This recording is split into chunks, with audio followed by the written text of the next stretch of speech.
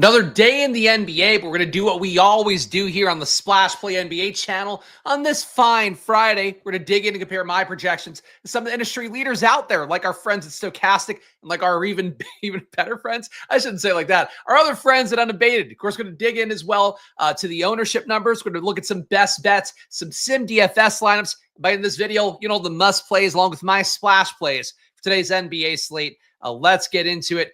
Q-tag tweet for the day, courtesy of Underdog. You got Anthony Davis, Jaylen Brown, Cade Cunningham, Domantas Sabonis, who I wrote it for the DraftKings Network today. If he is out, you're going to have some EV on the overs for PRAs. For DeMar DeRozan, not a big surprise there. Also, Zach LaVine going to look pretty good, about a 10% EV on both those if you get Domantas Sabonis out. But that's the first game on the slate. We'll know that one, but really important one as well, because if Sabonis is out, Jonas Valanciunas chalk going to be on the menu today. Scotty Barnes, Jamal Murray, Pascal Siakam, also Q-tags, Anthony Simons, Aaron Nesmith, Tamani Camara, and then you got Benedict Mathurin. It's your Q-tag guys. So Portland, very questionable. Toronto, very questionable.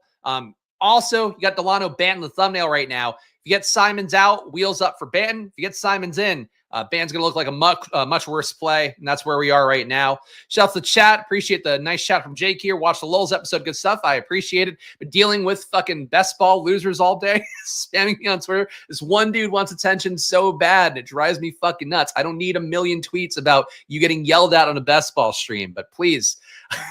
Enough of that. Like that branding. There we go. Appreciate that. Got my booze, getting your booze on, looking for hot takes. My sexy ass conditionally formatted spreadsheets. Well, have no fear. You'll get some additional formatting right now. Nikola Jokic, top protected player, not on the DraftKings slate today. FanDuel only. So be getting him today if you are playing on there. Obviously, if you're playing on FanDuel, Nikola Jokic, those high unlimited ceiling centers, much more appealing. Even than sometimes on the DraftKings slate, where yesterday we had Giannis Antetokounmpo, guy we talked about at length on the stream yesterday, put up 95 fantasy points. You know who didn't win the tournament on DraftKings yesterday? Giannis Antetokounmpo. So that is sometimes how it works on DraftKings. And not that he's a center only, but you get the point.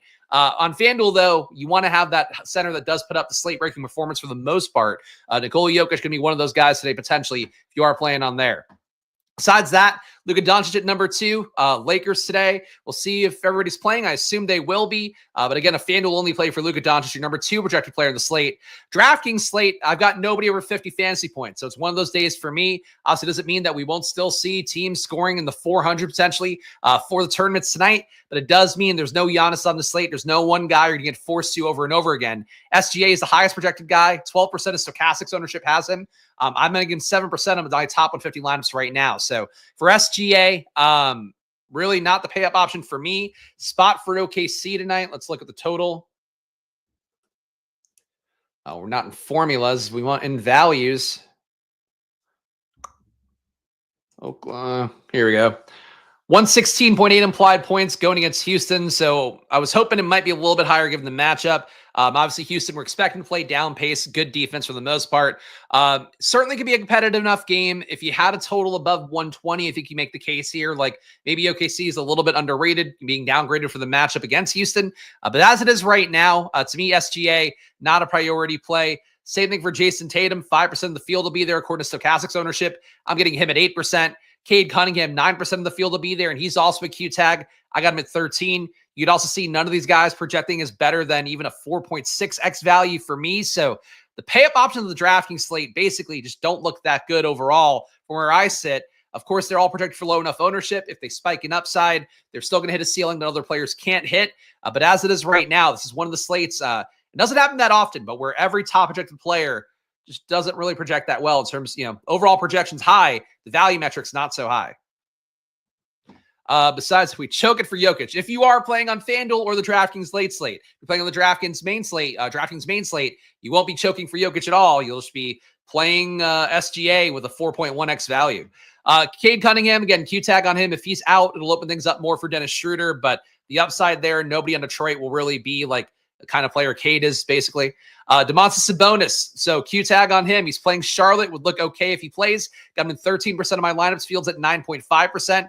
That said, if Sabonis is out, I think we prefer that to be able to get that chalk J-Val open up right away. J-Val's $3,800. He's also been averaging about 1.2 fantasy points a minute as a king with Sabonis off the court. So that's where it is right now. Sabonis an okay play, but J-Val would be a much better play and a core part today of what we're trying to do. First game on the slate, though, so you'll know it before the slate locks. James Harden, again, FanDuel slate here, looking okay. A fun photo I saw on Twitter of him hanging out with Kawhi. They were out at the club, some of the Clippers. Zubac was with him. And Bogdan Bogdanovic is like James Harden's little buddy now. He's wearing like cool sunglasses in the photo I saw on Twitter. It's really weird to see, but I guess Bogdan Bogdanovic cementing himself this Clippers rotation, largely because he seems to party with James Harden. Denny Avdia. So right now in the projection set, I don't have Anthony Simons in. Also don't have Tamani Kamara in. I think those guys aren't going to play. That said, if they do play, obvious projection would come down a little bit at 9,400. He'd be pretty tough to play, even with Jeremy Grant out, even with Scoot Henderson out, even with DeAndre Ayton. Those guys are all still going to be out tonight. But if Simons is in, if Kamara is in, I don't know that you want to go to Avdia as much at 9,400. He's been putting up ceiling days. He and Shaden Sharp both. Delano Banton as well, relative to his salary, playing extremely well. I would like to play those three again tonight. But if Simons is in and Kamara is in, you're just not going to get there. As it is right now with Avdia, getting him at 30%, Fields at 28. He, to me, and this is where we are in the NBA season. He actually looks like your best pay-up option on the slate to me. But clearly, ownership-wise, the field's already there as well. So to a lot of people, Denny Avdia is going to be your star player on today's slate. If everyone's out on Portland, 9,400 still too cheap for Denny. He's playing extremely well. He's rebounding at a high clip. He's scoring at a high clip. Add some stocks, add some assists. He's doing a little bit of everything. I do feel like his numbers to me feel a little bit flimsier in terms of just like, I think he's beating his median projection by a lot most days. I'm not sold that he should be a 10K player is like, I think what I would say for it. But he's playing really well at about a 1.3-ish fantasy point per minute pace overall in the season. So like you get Avdia, you're not mad about it. But on this slate, I think that I don't know. I think he's a good play on this slate. On a lot of other slates, he probably wouldn't be. Easily just score 33. I don't know if he's going to give you 33, but I think there's still like a 40-pointer that's there in his bag where like he gets you a good score or would be a normally good score for him at 7K range, even 8K. If he gives you 8K or if he gives you a 40 rather at 9,400, that's going to be a play that kills you. So that's sort of the risk reward with Avdia. And again, you take 10 minutes off the projection, which is about usually where your standard deviation shakes out. It gives you 35 at 9,400. Like you are fully suffering for that one. So I wouldn't like lock any Avdia, but it does get a little bit easier to play a lot of them if you get Simons out along with the rest of the gang. LeBron here, FanDuel slate only. Really don't often see 1, 2, 3, 4, 5 guys amongst the top projected who are all FanDuel only slate, but that's the case today. Josh Giddey, giving him the rate boost that he's got normally for Chicago. I'm at a 44.6 projection. Stokastic has been 44.7, so we're dead even there. As a result, the ownership pretty much dead even as well. 18.4% in Stokastic's projected ownership. I got him at 18.7% of my top 150. Let's go to value. And again, we're getting a lot of Portland for value right now because of the fact that Portland is a team right now that we're missing a few players in the projection set, even though they could play today. Sort by value, that might help. Jabari Walker. So Duop Reith hurt his knee last night. The assumption would have been that he wouldn't play. He's a Q tag on the injury report, though. So Duop Reith would be another player here you'd have to take away probably about 10 minutes at least from Jabari Walker here. In that case, he wouldn't be a value. But if Duop Reith is out, Jabari Walker looks like your best value on the slate. Stokastic has him for 67% ownership, and the numbers that they ran, I think, was last updated about 1:30 p.m. on the East Coast. It's a lot of ownership for a guy who's not a starter and playing backup 4 minutes, but also backup 4 and backup 5. For Jabari Walker, I think he's a good value, but kind of like the Paul Reeds we've had on recent slates. Trying to think if there's any other examples that would be the same thing. Just a bench player where you don't, I think, want to get that much ownership for a guy who's probably not going to get you to 25, 26, 27 minutes. So for Jabari Walker right now, it'll come down if Kamara is in, if Simons is in, and if Duop Reith is in, obviously, especially would come down. But if you take those guys out, Jabari Walker looks pretty strong. Update after show started. Well, it's not happening. I'm not grabbing it as it is right now. Really, the main thing that's changed is just the Portland stuff. Everything else is going to be pretty much the same.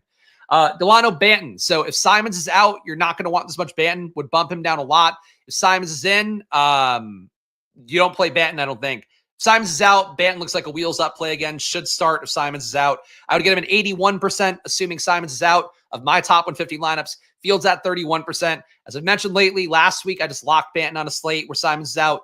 The other day, or I guess yesterday, Simons was a late Q tag, got ruled out again. I played a ton of Banton, not quite 100%, but I think I had 80% Banton. I would guess today 80% feels about right as well, assuming that Simons is out, and especially Simons and Kamara are both out.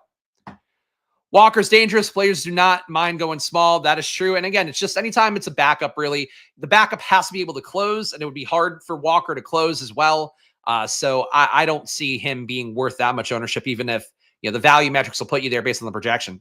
So Colin Gillespie will be a big stand for me today, I guess. $4,500 salary. So Devin Booker went nuts last game for Phoenix, put up about 40% usage. Gillespie, though, played 35 minutes. Court time overall for Phoenix, where we take off Kevin Durant, take off Yusuf Nurkic as well, just to kind of get another usage guy off. I also took off Josh Okogie just to see if maybe getting the smaller sample size would allow me to view Booker as a higher usage guy. He hasn't put up crazy usage. He's had 32% usage overall when you take off those various guys, including Kevin Durant. 32% assist rate, 1.2 fantasy points per minute. Devin Booker has been very good. He hasn't been lights out good like he was last time out, putting up 60 fantasy points. And my assumption is that if Booker does come back down to reality a little bit more, I'm not to say like if he puts up 40% usage again, he probably goes nuts. That's how it goes. Like I have no issue playing Booker. But if you're not playing Booker, or if in a lineup you don't have Booker, and then this Gillespie projection stands out to me because just based on what he's done, he's been about a 20% usage rate guy, 25% assist rate guy, contributing pretty well over 1 fantasy point per minute in court time without the various Suns missing. And he's been similarly good the entire year across all the sample size. So Gillespie, I have 25% of right now, Fields at 2%. I like Gillespie a lot more than Stokastic's projection as right now at 24.8 for them, 31.1 for me. But if Booker doesn't play like crazy like he did last game, I think you get Gillespie having a projection more similar to this. If Booker goes nuts, then Gillespie should be down a little bit. So that's the push-pull I'll give you guys, but I think Gillespie's worth some ownership today, in particular in lineups where you don't have Devin Booker. Matisse Thybulle. So another guy here, if you have the depleted Blazers roster, he should play good minutes. I had Thybulle projected pretty well yesterday as well. Coming off the bench, just didn't get enough minutes, but he's frankly become a pretty good per minute producer. On the year, he's actually averaged about 1 fantasy point per minute on the year. Let me make sure I got that number right down to the decimal.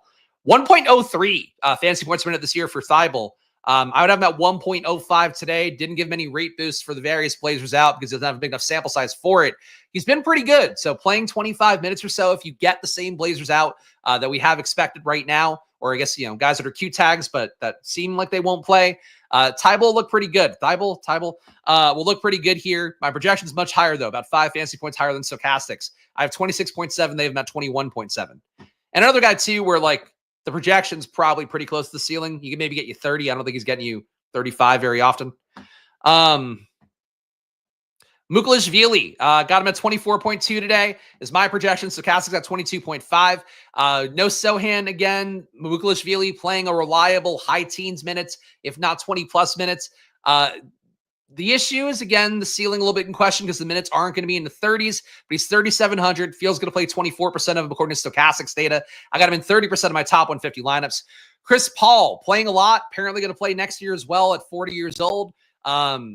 You're going to be down some Spurs again. Potentially a few more Q tags could not be in. But at 4,300, looks like a good play once again.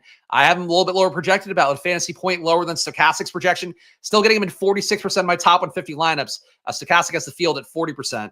Paul Reed, backup center in play again for Detroit for him, with Isaiah Stewart serving the suspension still. The other Pistons are back today, though. They only had a 1-gamer. But Stewart here out, opening up minutes for Paul Reed. Last game, he played, 20? Last game versus OKC, no, he played 15 because he didn't play the blowout. So Paul Reed, 14.5 minutes. As we talked about here, it was very plausible that he wouldn't play the blowout / the last run here. Actually, they went back to Duren, so never mind. It wasn't even the blowout. They just thought they could win that game. That's my bad. So Duren coming back in, squeezes Paul Reed. These guys are basically flat splitting 48 minutes. So wasn't Tulu Smith coming for him. It was actually just another stint for the starter. Paul Reed's minutes are probably not guaranteed to be at 19, but they could be at 19. They could potentially be if you saw some foul trouble for Duren, or just he's not effective, or the dead balls don't go his way. He's stuck on the sidelines a little bit longer. You could see Paul Reed get to like 22 minutes, but it's probably not getting high enough. I don't love the field's 20% ownership here. I'm getting 19%, but Paul Reed's the same thing as he was the other day, except maybe a little bit less blowout risk because they're not playing OKC. DeAndre Hunter getting a little bit of a boost because of some minutes to go around from notes. Ty Jerome and Dean Wade. The trickle down is him getting a few more minutes. 24 minutes is the projection for him. 25 fantasy points is the projection that I have. Stokastic has him at 23.7. I really don't love him as value either, but I'm getting 31% of the top 150. Fields at 18%. And Bismack Biyombo, he's playing starting center, but is kind of getting squeezed by Mamu a little bit. I don't know that I would love him either at 3,200. Really not a great value slate, especially if the Portland guys are in. If Simons is in, if Kamara is in, if Duop Reith is in, all this goes away. And you end up with your best values being like Gillespie for me, Mamukelashvili, Chris Paul. It would be a really shitty value slate if we don't get the Portland guys out and some other guys out, hopefully. Didn't even think about Thibault, but he can play. They can just play Banton, Sharp, Kamara, Thibault, and Avdia the whole fourth quarter. That's true. I mean, yeah, I mean, look, Portland can do a lot of different things. It's always been one of the issues I think I've had with their rotation is that they can move guys in, move guys out pretty easily. It gets a lot cleaner when you have some players out. But especially, again, if we get the guys out for Portland that are Q tags right now, a little bit harder for Thibault to not get a bunch of minutes at his, at how he's playing as well. I think, again, the fact he's averaging over 1 fantasy point per minute for him, a guy who's just been kind of standing around corner 3 guy for years, I think pretty impressive. We're going to go game by game here, guys. Before we do that, the old quick ask here. Please subscribe down below with the like button, leave a comment. Of course, our NBA stream's going on. Thanks to our friends with Unabated, going on for another 9 days, the rest of the NBA regular season. So actually, might not, really just next week is it. So this is the end of the NBA run here. We'll also be doing some NBA playoff stuff probably earlier in the day. We'll also be doing some MLB stuff more probably also earlier in the day coming up. But make sure to subscribe, hit the like button, hit the notification bell. You'll know when I'm here. And it's going to be a similar thing no matter whether it's NBA, whether it's MLB. We're going to look at my data. We're going to look at the data overall. We're going to go to Stokastic, see what they're doing. We'll look at betting markets and all that. So you're going to get a similar game view here no matter what sport we're playing here on the channel. And of course, check out Unabated, 20% off, link down below. Underdog, promo cash, $1,000 on there. If you are depositing $1,000, you get that match. You also get yourself a free pick'em on Underdog if you use promo code SPLASH. And Stokastic, 15% off. Their MLB deal is over. The best deal you're going to find is 15% off any monthly or weekly package on there. Data, Sims, whatever you want, it's 15% off. You click the link in the description and use that promo code SPLASH. All right. Sacramento, 112.8 implied points. He had 9 more days, not including weekend, though I will be updating projections tomorrow because I'm doing the Stokastic live before lock show on Saturday night. So if you are a paying member getting my projections, you'll get 1 more day this week. It's usually just days I'm doing a show, but doing a show tomorrow, so you get my projections tomorrow.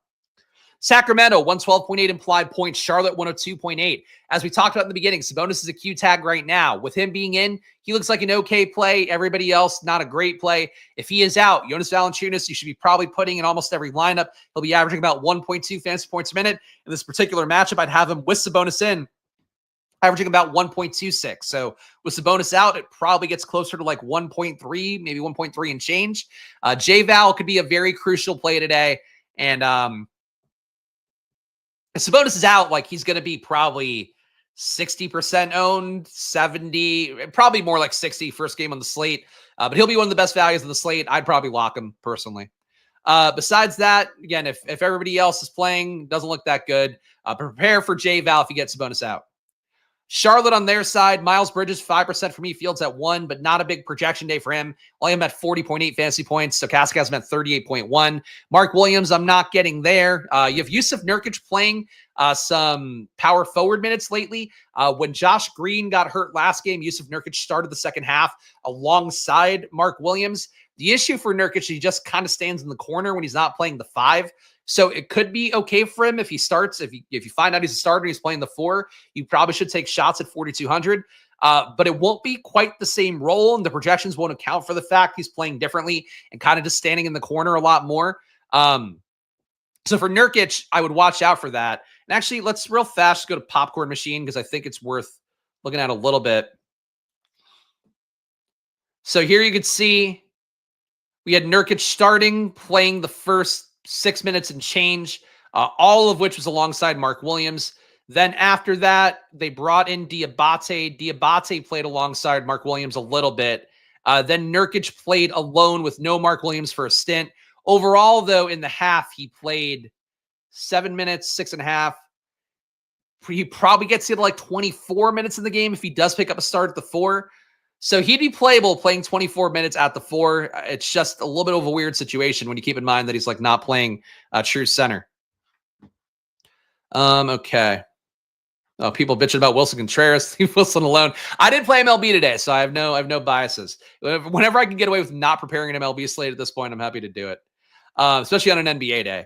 Utah, 111.3 implied points. The slates are also weird today, where it's like a half slate. It was that locked at 12:45 or something like that, 2 o'clock. Then you have another half slate that locks at 6:45. It's just like the scheduling they don't make easy for MLB DFS. It's very frustrating for me. Utah, 111.3 though, on their side. So you have Kessler out, Collins out, Marketing out. You also have Clarkson out the rest of the year. Nobody here jumps out hugely. Getting Sensabaugh 15.5% for the field. I'm at 15%. Getting Keontae George almost 2x the field, 13 and change compared to the field's 8. Filipowski getting 8 compared to the field's 7.4. These guys look okay. Nobody's a great play. They're definitely priced at this point for the Jazz players not playing, given that most of them have not played for months now. G League guys are Q tags, Micah Potter, Shibwe. There might be one more Q tag on here. If those guys don't play for some reason, they can't make it back from the G League team, I would say that the starters will look a lot better because there just won't be a backup center, won't be a backup power forward. But if those guys are in, Shibwe is maybe a pivot to Filipowski a little bit. He can rebound a ton, get some putbacks in a short period of time. He might be vaguely interesting, but Utah's a little bit crowded right now because they're priced appropriately for the star players not being in. Indiana, 127.3 implied points. I am not here at all. I need guys to be out to get to these players. Halliburton's been going nuts lately. I believe he set the record recently for 20-point games with 10 assists and no turnovers. And he beat out Chris Paul for that, a guy who's like 18 years older than him. Not quite that much, but like 15 years older than him. So Halliburton's playing well. It just still doesn't come out for me in the projections for the most part because you have everybody else in. So I don't mind Halliburton playing him. I don't think he's a 30% play for me. The total's really high here at 127.3. But if Siakam's in, he's a Q tag right now. If Mathurin's in, he's a Q tag right now.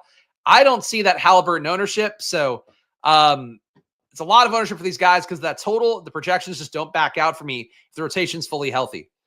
Toppin, if Siakam sits and Toppin starts, he would look a lot better. Yeah. 4,300 wouldn't be like a lock button play, but would be a pretty appealing play.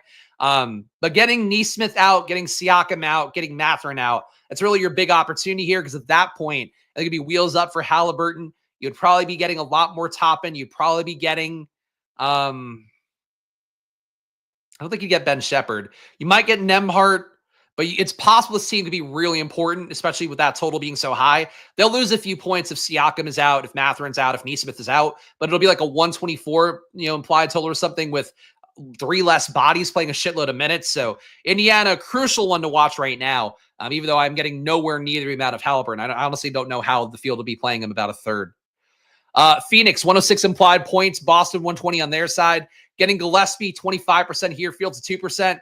I would say the logic for me would be if we're going to ignore the Booker last game, putting up 40% usage, focus on the sample size of him having about a 31% usage rate without Durant, without Nurkic also. I think I took a Kogi off too, just to see if it made Booker look any better. It didn't really help him out that much. For Booker, I think a matchup versus Boston would be a time you'd expect him to get doubled aggressively, trapped pretty aggressively, have to kick the ball out a little bit more. So that makes me feel okay about Gillespie, who should benefit. It could similarly be Grayson Allen, Bradley Beal getting more shots up in those groups if Booker is getting defended well by Boston like he should be. But Booker also, competitive game versus Boston, he's going to probably want to get his shots up and be the guy who plays hero ball here at a 14-point deficit here on the road with a 106 implied total. I just it's not a good total for Booker. I don't see it at 10-2, but he's probably the way they shoot their way into the game and 2% ownership. You can play Booker. I probably won't. Boston on their side, Jason Tatum getting 8%, Fields at 5%, not getting any Jaylen Brown, getting Porzingis at 5%, Fields at 3%. It's not great projections here. Again, I know this is like a very similar tale today, but the pricing is really tight today in a way that I don't get at this point of the season. Tatum, it's a good total. They're playing Phoenix team that's not going to defend him very well. He could be fine. He had a shitty game versus Miami last time out. Maybe that'll help him out a little bit more to get going today. Get it. I feel the same way about Phoenix as I do Boston besides Gillespie. You want to play Booker, you want to play Tatum, you want to play Brown, Porzingis, you certainly can. But it's not priced. The projection is not there. The total's there, not really for Phoenix's side. It's fine for Boston. It's just not really a great situation overall. But if it's a competitive game, you know what it can do in a tournament. Detroit, 119 implied points. The Cade Cunningham Q tag is crucial right now because you already have Tobias Harris out for an Achilles injury. That might be tough. That said, for Cade here, 13% for me in my top 150.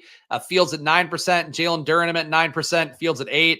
Asar Thompson, 19%. Fields at 12%. Paul Reed, I'm getting some amount, even though we talked about the Paul Reed risk reward there. I think it's not a ton of reward unless Duran gets in foul trouble and misses like meaningful minutes in the game. But that said, they're going to get Toronto, so you can play these guys if you want here. It's not a bad total. Definitely a soft enough matchup here. Toronto basically flat league average now at a 115 defensive efficiency rating. If Brown sits, do I bump anyone? Everybody would naturally come up a little bit. You'd get more Drew, more Derek White, more Tatum because the usage will just kind of split amongst those guys. Porzingis as well, Pritchard as well. The issue is like they're priced more than highly enough for Jaylen Brown to be out. So I don't think you gain a whole lot there. They'll look better. They'll probably be closer. Like Tatum will be like a 4.7x maybe. Porzingis will be like a 4.8x. Derek White a 4.6x. Like they're still not going to be smash plays by any stretch. Toronto, you have the Q tag on Scotty Barnes. Nobody playing enough minutes here for Toronto at this point to really like amongst the starting group. The fact that they're all in kind of depletes all the value guys as well. Jacoby Walter played him a little bit yesterday. Didn't really work out super well. He was fine, just didn't do enough. $4,400 salary for him, playing high 20s minutes. He's still in play as a value. On a slate where the value is pretty shitty, at least he's a 5.3x value. Orlando Robinson playing some big minutes lately. Pirtle being back in knocks him down a little bit. You can still hit off the bench. He has before, but I don't want really more than the field, 6%. Jonathan Mobo, I'm getting 16%. Fields at 14. He was also okay yesterday, but not great. It's like another team here where the team's mostly got a full rotation. You have some starters who are going to play enough minutes, taking all the shots away. It's not a pretty spot for a lot of these teams today, unfortunately. This isn't like fun. With 1 league left, it should be like, oh, all the Toronto guys aren't playing, even Jamal Shed. So we're getting like AJ Lawson, Jared Roden. Instead, we got that like a month ago, and then those guys lost some of their eligibility, and then they had to like go back to the G League, not playing games. It's just like a weird NBA run out here. This is usually like all shitty player season, and now it's like, I don't know, just a mishmash for all these teams. Pistons are going to go as hard as possible. Sure, they'd rather play the Pacers than the Bucks in the playoffs. Yeah, I mean, that's fine. It really comes down more to the price than anything. Going hard, I would say, doesn't matter as much because, like, we're not looking at their value guys as ones we're trying to play too much. But if you get Cade and Tobias out, it just makes it easier to go to those guys because they're not priced to have both Cade and Tobias Harris not playing, basically. They're priced now, I think, to have Cade not playing. They're not priced to have Cade and Tobias not playing. For Portland, 114.3 implied points. Frankly, not a fantastic total going against Chicago. Chicago's got 120.3, which seems kind of nuts. 6-point favorites for Chicago. They're granted Portland's on a back-to-back, so that could be part of it. I don't see how Simons and Kamara and, I mean, Duop Reith probably has no impact on the total and never will in his entire career. But, like, I don't see how these guys would play if they're a 6-point dog at Chicago.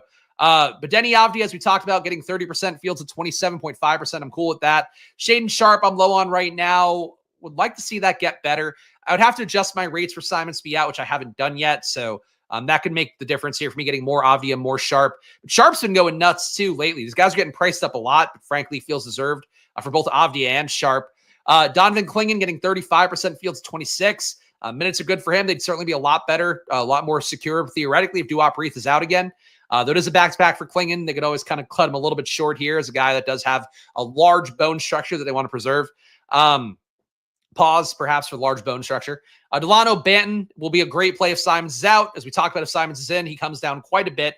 4,800, probably only want to play him if Simons is out. But if he is out, I got him in 81% of my top 150 lineups in the Fields at 31. And Jabari Walker getting the minutes boost here from having no Kamara, no Duop Reith, so getting extra minutes at the 4 and the 5. If Reith and Kamara are in, Jabari Walker has to come down. And even still, even if those guys are out, Jabari Walker's a backup player at 3,200. So he's probably not worth 67% ownership for the field would be my assessment there.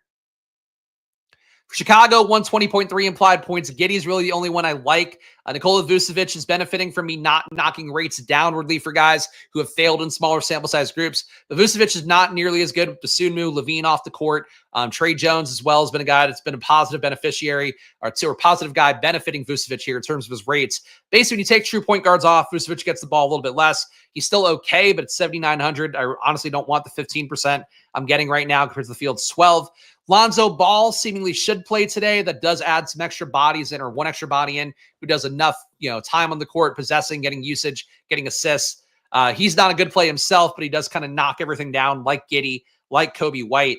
But Giddey's still playable. Kobe White still mostly playable. They both would look a lot more playable if Lonzo Ball is out again. CT people have large bone structures. I'm sure you all do. Load management. There's always load management in the NBA of some kind. Cleveland, 127.3. No Dean Wade, no Ty Jerome here. These guys looking pretty good when counting for that total in the match versus San Antonio. Mitchell, 23% for me, which is rare for me to get more than the field of Donovan Mitchell. I do have him better projected today than Stokastic. Field's going to play 21% of him, though, supposedly. Evan Mobley, 16% for the field. I'm at 17. Darius Garland, 21% for the field. I'm getting 38. A little bit surprised to see myself be that high on Garland. Mitchell does gain more from Ty Jerome being out rate-wise, but Garland is cheaper. Really aggressive price tags for Cleveland here today on DraftKings. But with a 127-point implied total, I get how I'm getting here. It doesn't feel the most comfortable. And DeAndre Hunter is a value as well popping up. You have no Dean Wade. Minutes are up for him a little bit, but not enough to really trust. San Antonio, 112.3 implied points. Chris Paul, big value play. Mukashvili coming in a good amount as well, about 30% for me compared to the field's 24. Chris Paul in almost half my top 150 lineups. These guys are your best values here. If Bassi is in, it does sort of make Mukashvili a little bit more at risk to just see some minutes be gone. Bassi, though, coming off the knee injury, I can't imagine they're going to play him a lot. Frankly, surprised he's even a Q tag. I don't know why you're playing him at all at this point. For Devin Vassell, Stephon Castle, these guys have the biggest upside in the team theoretically. The Vassell has been deferring a lot. Castle, we saw put up 50 fantasy points recently for San Antonio, so maybe he can hit the ceiling a little bit more. But a tough matchup versus Cleveland. I don't really want to chase Castle. He doesn't project super well for me. But Castle, I think, does look a little bit better than I would have thought.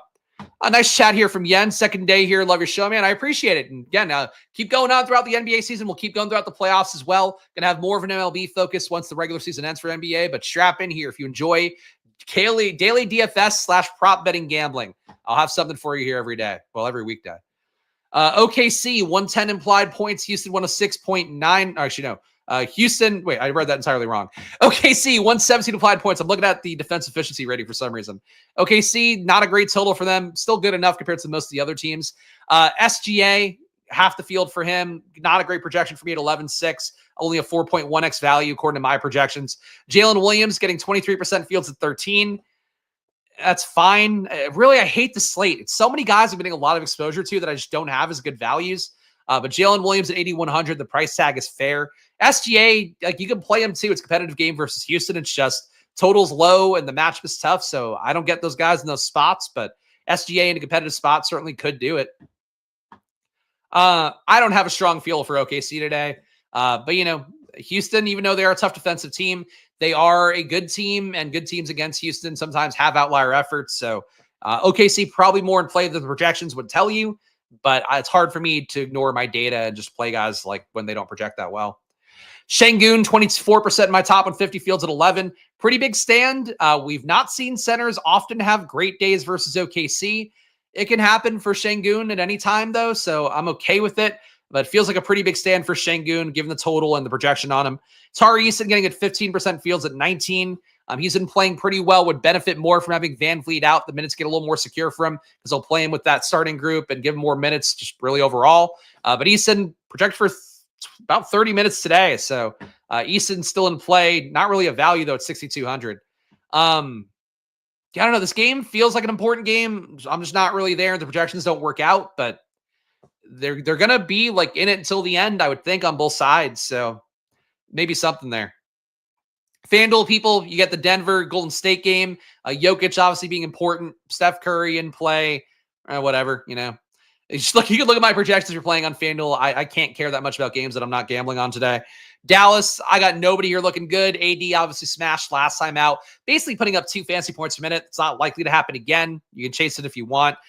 Really, Dallas to me doesn't look that great at this point. They have a pretty full rotation, and the price tags are all caught up to the situation. Clippers on their side, we talked about Harden being a top-directed guy, Kawhi playing well enough. I probably would not love these guys. Zubac for the DraftKings late slate. Powell, better price there. And New Orleans, depleted team, no McCollum, no Zion, no Hawkins even. But really nobody standing out here. I don't have a single player on the team projected more than 31 fantasy points. The best guy for me is Alvarado. And New Orleans, one of the worst tanking teams right now. Lakers on their side, back-to-back, soft matchup, but minutes could get limited for it. I think you take your shots on Luka and LeBron, but not really the spot for me for those guys either. I hate the slate. I gotta be real with you guys. It's still a slate you can gamble on, so it'll be fun enough. But really, it's like it's not a clean one, and I'm kind of used to at this point of things in the NBA.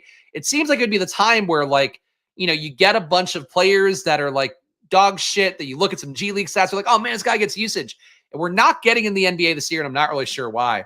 But you know what we will get is some good prop bets with the data unabated. So let's learn about their traditional NBA projections right now, and then a quick little video, and we'll get you some best bets on unabated right after that. So check it out.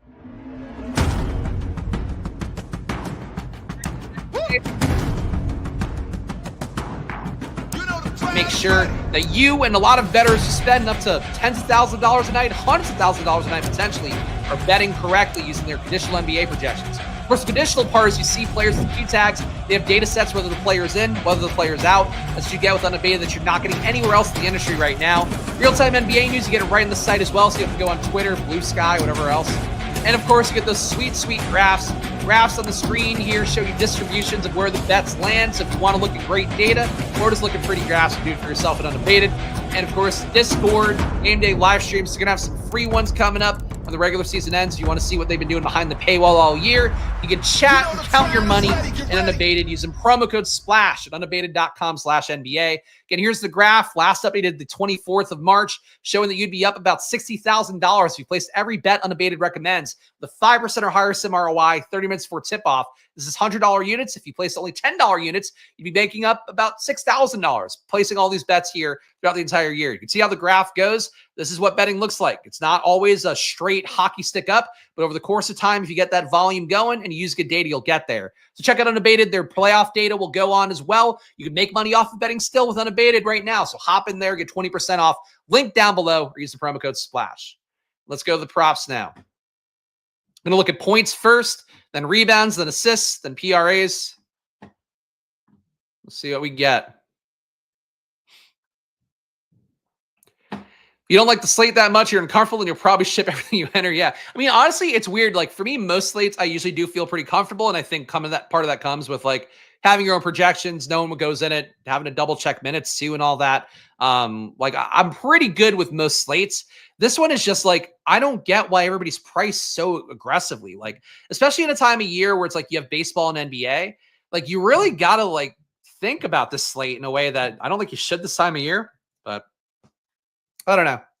I love the trashy times of year though. Like I love when you get 3K players playing 30 minutes. Like that's the most fun for me. That's when my data really does the best work. So hopefully next week we'll get a little bit more of that. But for today though, because guys have been tanking for a fucking month, feels like all these teams that are playing today, it's like it's fully priced in.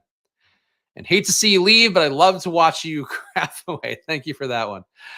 All right, let's go into the points bets here. Your best bets right now, according to unabated data. Again, everything above a 5% or higher sim ROI is going to be good to go and going to fit into that back-tested number that would put you up a ton of money. Let's see what we have for points. Kason Wallace under 8.5 points, looking very good on DraftKings. About 21.2% EV for Kason Wallace under 8.5 points. Also good on PrizePicks, high EV on there. It's 17%, 14% EV on FanDuel. Not available on Underdog. That line just got killed. So Kason Wallace under 8.5 points on PrizePicks, DraftKings, and FanDuel. Not quite the grand slam. Tajon Salon, looking good on Underdog, 17.1% EV. Get that pick'em going with Underdog right now. Oh, it's a special on Underdog, 17.1% EV for Tajon Salon. Use the promo code SPLASH to enter a pick'em right now for under 9.5 points for Salon.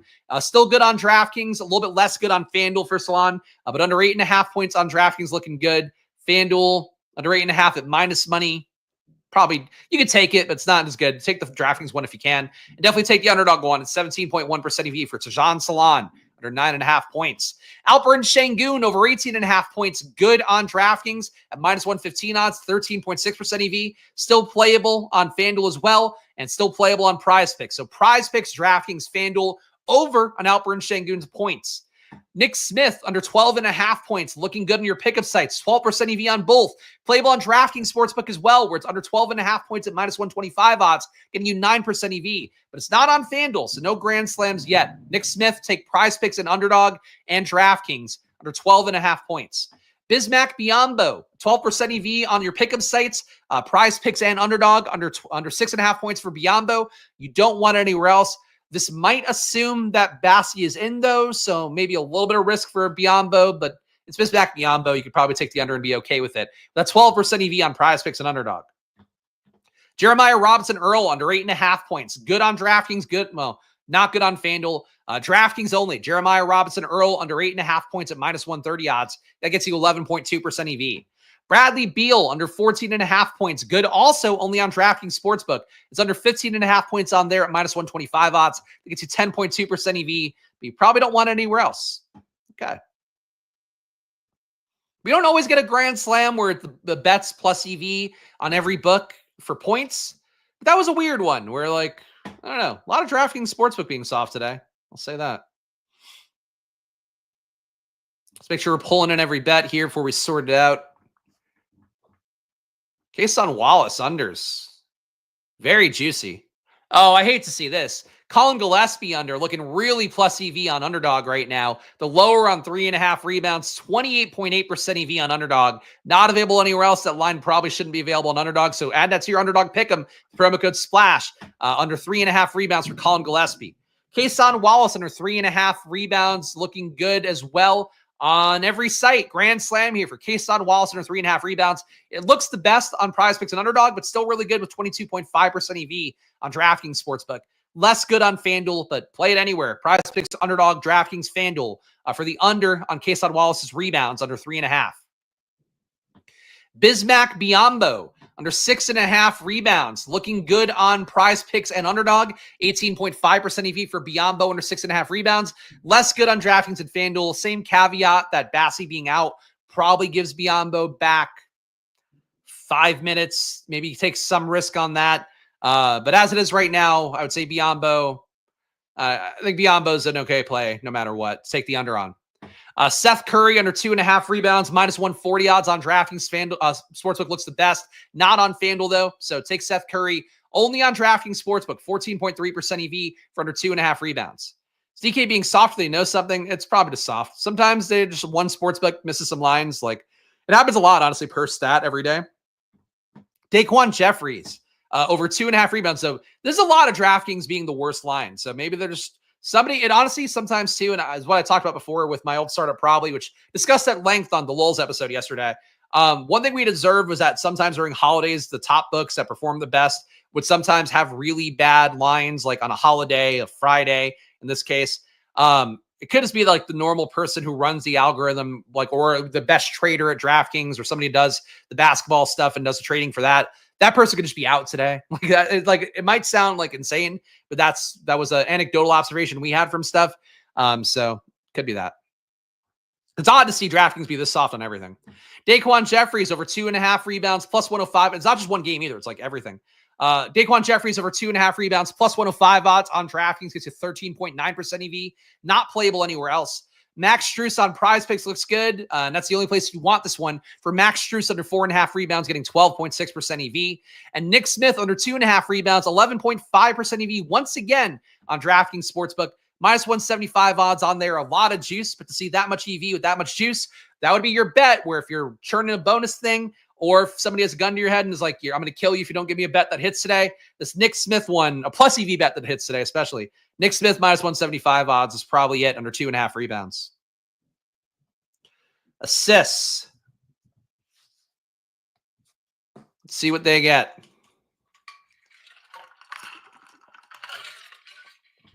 Let's make sure everything is simmed out. We'll scroll down, pull every line in. All right. Now back to the top. Love making everybody dizzy here, scrolling all the way down and back up. Bogdan Bogdanovic, James Harden's party friend, under 3.5 assists for him, looking very good on PrizePicks. Playable on FanDuel as well, but not quite as good with a 5.5% EV. This Bogdan line on PrizePicks, I would take it immediately if you can. As Jalen Williams line just moved. Jalen Williams over 4 assists, looking very good on PrizePicks right now. Still playable on the others, so technically a grand slam for Jalen Williams for over 4 assists or over 4.5 on some of the other places, including Underdog and DraftKings and FanDuel. But this PrizePicks line over 4 assists looks really good. Everywhere else is either 4.5 or 5. Bogdan Bogdanovic, we talked about.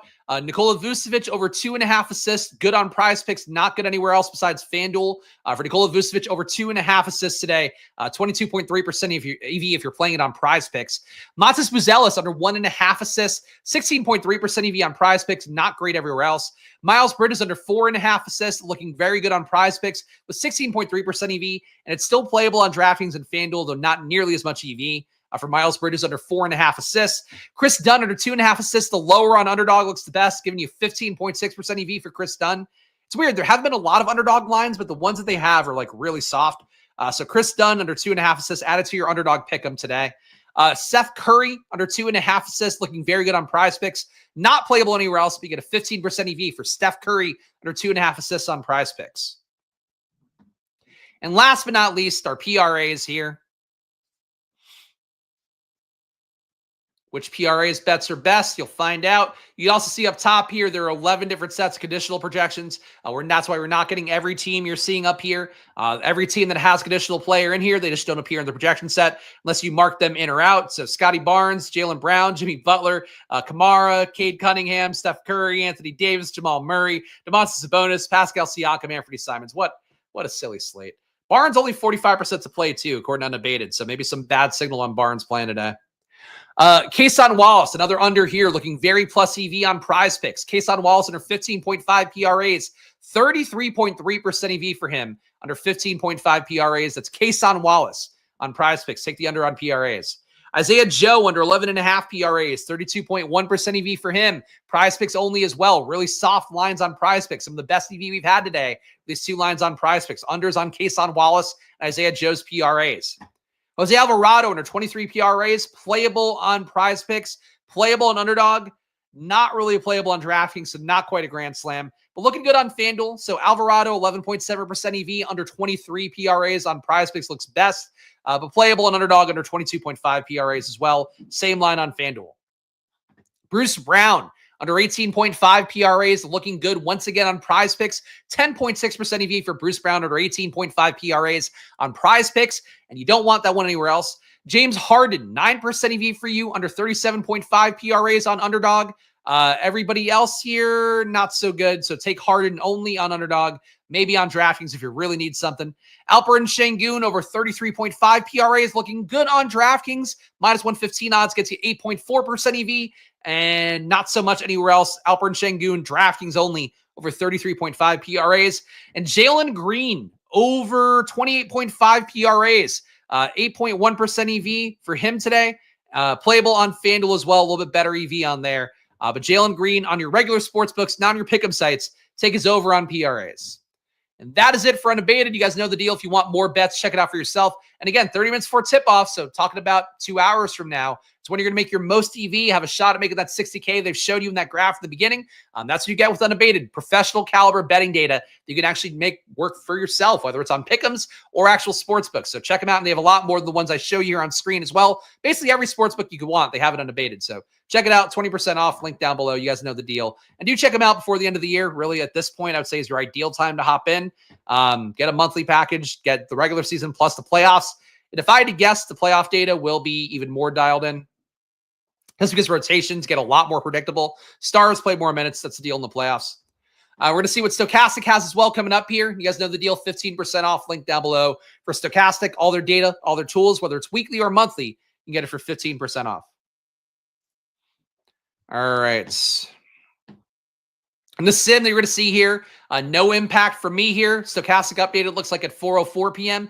Their ownership updated a little bit after. So it's going to be purely what Stokastic has in their updated data. And we'll see what they have, of course, as one of the leaders of the industry here who will certainly be representing a lot of lineups in the field today. And yesterday, for what it's worth, that 50K tournament, the winner, Stokastic Avatar guy, second place, third place, I think fifth place, all Stokastic guys as well.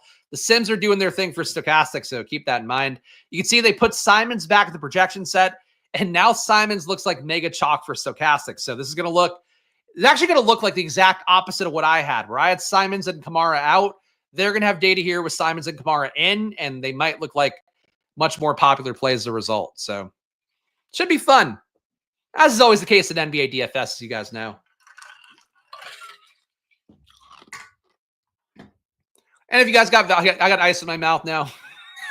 the water bottle shot ice in my mouth, like it was overjoyed from that. But please subscribe down below with the like button, leave a comment if you get value out of these videos. Again, we're marching on here Monday to Friday at 4 p.m., at least for one more week at that same time. Then things are going to move around a little bit. But either way, there'll still be videos for NBA and MLB. Regular slate videos, talking the DFS part for you guys out there that love DFS. Talk about the prop betting parts using unabated tools, maybe even Odds Shopper, who knows. We'll try some different stuff for the next couple seasons, but check it out and do come back, subscribe, whatever. All right. That's true. The ice did not gag me. I took it down like a pro. Your top ROI lineup right now, according to Stokastic: KJ Simpson, Anthony Simons, Jalen Williams, Denny Avdia, Paul Reed. So Simons and Avdia in this one. Paul Reed is that value play. Fred VanVleet, I am not in on. Chet Holmgren, another day where I'm not getting him either. Bismack Biyombo as a value, okay, but if Bassey's in, I probably wouldn't be there. Number 2, TJ McConnell, Tamani Kamara, Bryce Sensabaugh, Chet Holmgren again, Paul Reed again, Josh Giddey, Keldon Johnson, Alperen Sengun make this one. Number 3, you have Tyrese Halliburton, Anthony Simons again, Tari Eason, Chet Holmgren yet again in all 3 top lineups. What does Stokastic have with Chet Holmgren? Why they got him so right the other day, but they are loving Chet Holmgren today. Paul Reed again, Chris Paul, Mamukashvili, Alperen Sengun makes this one. So good amount of Sengun representation up top. Number 4 ROI lineup. It's Chris Paul, Malik Monk, DeAndre Hunter, Jonathan Mobo, Orlando Robinson. Both Toronto bigs. Feels like that's not a great play together to me. Josh Giddey, Chet Holmgren, Alperen Sengun. I like Giddey. Everything else, these plays are okay. The Toronto guys are okay. Chris Paul's okay. I don't know. Number 5, Tyrese Halliburton, Anthony Simons, Jalen Williams, DeAndre Hunter, Paul Reed again, Darius Garland, Chet Holmgren. Chet Holmgren is all top 5? Fuck, man. This is Stokastic sim like, hey, man, I really got the Chet Holmgren thing right last time. Let's just play him all over again. So it seems like that might be the case. Disagree with Simons, Avdia in a lineup. Avdia at his price tag, yeah, I don't know how he hits unless that game goes nuts. And if that's the case, you probably want players from the other side of Chicago. Did that lineup have that? It might have. So a lineup with, which one was it? Yeah, Simons. The Simons is this one. No, the first one, Simons is Avdia. So Simons, Avdia, no Chicago bring back. Yeah, I think if you're going to play them both, I think you want a Chicago bring back and you want to say this game environment goes nuts, but that's me. The sim obviously knows more than I do, as I try to point out every show. Just sometimes you see stuff in the sim and it's like, that doesn't jibe with what I know practically from playing these slates every day for multiple years, but in particular this year, every single day. But Stokastic sims have been really good lately, so we have to say that as like the balance. You should always defer to the sim. You could also say this about the sim if you want. I would say you should always defer to the sim is the more polite way to say it. Alperen Sengun, 1.4% EV, your highest ROI player, the only one with a positive ROI. Even though we're mostly worried about the directional accuracy here, it's interesting to note that he is the only positive ROI player. Bismack Biyombo, negative 1.5%. Donovan Clingan, negative 2.4% as at number 3. Chris Paul's at number 4 with a negative 3% ROI. Jalen Williams at number 5 with a negative 4% rounded up. Chet Holmgren with a negative 4% rounded down right behind him. And Paul Reed at negative 5% ROI is your number 7 guy overall. Highest exposed guys. Chris Paul, you're getting more than 2x the field on Chris Paul, which is, again, I think speaks to the insanity of this slate. We're playing the 40-year-old guy at the end of the year playing Cleveland. Oh yeah, are they in a back-to-back? These slates are all blurring together just real fast. They're not in a back-to-back, right? That was 2 days ago they played. Not in a back-to-back. Still, it's a lot of fucking Chris Paul. But 63% Chris Paul, fields at 29. Stokastic loves Chris Paul today. They also love Chet Holmgren. More than 2x the field on Chet Holmgren. 54% exposure, fields at 25%. So more than 2x the field on Chet Holmgren and Stokastic's top 150. Paul Reed, 46% exposure, fields at 27. They love that cheap backup center value for Paul Reed. I can see the price tag working. There's got to be better value on the slate that opens up besides Paul Reed, but I would guess, and if I'm going to try to read into Stokastic a little bit, I think they're saying Paul Reed, like you want that value more than Paul Reed himself. but they've been nailing a lot of takes. So maybe just play Paul Reed and shut up. We got Anthony Simons, 41% fields at 40. So not a big stand on Simons, but they are pushing. Simons is going to get pushed to Stokastic people a lot today if he does play. Donovan Clingan, 36% fields at 15. Denny Avdia, 36% fields at 21.5. Anthony Simons. Tyrese Halliburton, 31% fields at 30. So not a big stand on Halliburton, but you're at least with the field in Halliburton, even with all the Pacers guys currently in the projection set. Your highest exposed guys, we already did. Your highest leverage guys going to be very similar. Chris Paul, 33% more in the field. Chet Holmgren, 29% more. Donovan Clingan, 21% more in the field. You're getting almost more than 2x, not quite 3x. Paul Reed, 19% more than the field. Alperen Sengun, 18% more than the field. You're 3xing Sengun. Bismack Biyombo, you're almost 3xing as well, 17% more than the field. And Jalen Williams, 15% more than the field. Big stands on players that are not core parts of what I would consider I'm doing today. Besides Chris Paul and Sengun, who I can play, but and Clingan I was getting enough of, but I'm a little bit surprised. And I feel like I don't say that every day, but definitely today is one of the days. Oscar Tshiebwe. So Q tag for him right now. Should be back from the G League, I would think, but there's a chance, I guess, he maybe can't get back travel-wise. 15% exposure to Tshiebwe for Stokastic. Fields at 26%, so a pretty big fade on Tshiebwe, even though they're playing him a little bit. Pascal Siakam, 8% less than the field. About half the field's 15%. Domantas Sabonis, 7% less than the field. Only 1% compared to the field's 8%. Obviously, if Sabonis is out, it's going to change everything, and I'm sure the sim will give you a lot of Jonas Valanciunas. Darius Garland, negative 7% leverage, fields at 10%. They're only playing 3. Jamison Battle, fields at 17%. Stokastic only wants you to play 11%. They're top 150. Andrew Nembhard, only 1% compared to the field's 7. Nikola Vucevic, only 3% compared to the field's 9. Just a lot of players I didn't think would matter. Mattered a lot to Stokastic. But I'm going to give you guys my splash plays right now as best I can. Please do, before we do that, subscribe, hit the like button, leave a comment. It all goes a long way for me here. Just one guy every day here showing you my work, whether the days before is bad or the day before is good. Yesterday, I had a lot of good things, but also had a lot of Ryan Rollins. It sucked. But you know what? I still show up here. I prepare accordingly and try to do the best I can. Make sure you guys have good info, or at least the best info that I can create here. Check out Underdog as well. $1,000 of bonus cash. Play Pick'ems on there. Play some Battle Royales. Play some best ball with me in the NFL streets. Unabated, 20% off. Link down below for all the great betting data there. You could be up 60 grand. All you've done is taking this unabated deal in the beginning of the season. And of course, Stokastic, 15% off. Using all their data and tools. Doesn't matter which one you want. Get 15% off it, whether it's weekly or monthly. Try the monthly ones if you can. And get in there for NBA. Get playoff NBA DFS. It's been one of the biggest things that has ever made me money in my life. So I would say for you guys out there, there's still more fun to be had here if you want to check the data and tools. All right, splash plays for the day. I'm going to go the opposite way. I'm going to say I assume that Simons won't play. I'm going to hope he doesn't play. If that's the case, I do think it's, again, Banton Day. Jabari Walker a little bit less so. Denny Avdia would be splash plays. I would like really very much to have Anthony Simons not in, so I can just go wheels up on Banton, not worry about it at 4,800. That's really the first thing for me. If Simons is in, I'm not going to like Simons as much as Stokastic does. I know that for a fact. I just won't have him projected as well. I think everything for Portland would get a lot muddier. So that's my conditional splash plays. Besides that, my projections really like Gillespie today. I have not gotten Gillespie a ton until recently. He's played pretty well, played 35 minutes last game, so I do think he'll be a good value. Chris Paul is a splash play. Mamukelashvili, I think, is a splash play still, even though I would worry a little bit if Bassi is in. In terms of pay-up options, if Simons is out, we mentioned Avdia. Besides him, man, just not great values. Sengun, Giddey, Garland, that's it. And the big flag plant would be if Sabonis is out, just play J-Val. Don't even think about it against Charlotte. He'll be in great position against Mark Williams / Nurkic. That's how it is. And watch out for a Nurkic start. I know it's like these aren't the great, like, full-throated splash plays I usually like to give, where it's like, these are the plays I know I'm going to have my player pool. The shit's going to move around a lot depending on the Q tags and who's playing and who isn't. But I hope that adds value to you guys, along with my process here on video as always. Make sure to hop into the Discord as well. $5 to join here. If you join this channel, you get in there, you get access to my NFL channels, my NBA channel, my MLB channel. So whatever sports you want. If you support the show here for $5, you get access to the Discord and get the run of the castle. And gamble responsibly, guys, especially in this torturous time of NBA season. Even though it's always money time here, Follow me at Chris Spags. Follow the show at Splash Play Bets. Still technically at Splash Play NBA. You can do them both.